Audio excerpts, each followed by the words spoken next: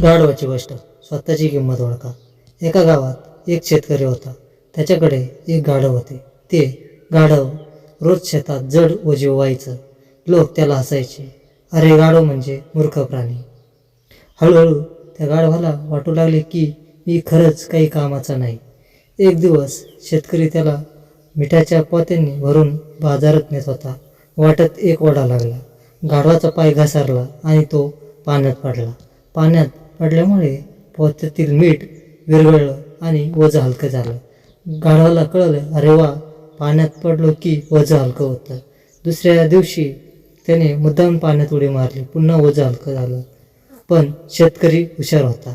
तिसऱ्या दिवशी त्याने मिठाऐवजी कापसाची पोती भरली आणि गाढव पुन्हा पाण्यात पडलं. पण यावेळी कापूस पाणी शोषून जड झाला.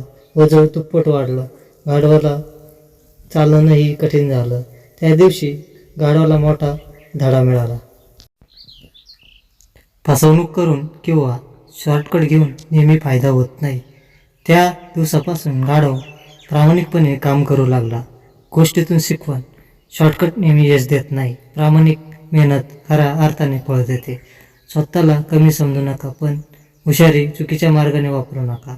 लक्षात ठेवा, जिद्द आणि प्रामाणिकपणा हेच खरे यशाचे साक्षीदार आहेत. धन्यवाद दोस्तो.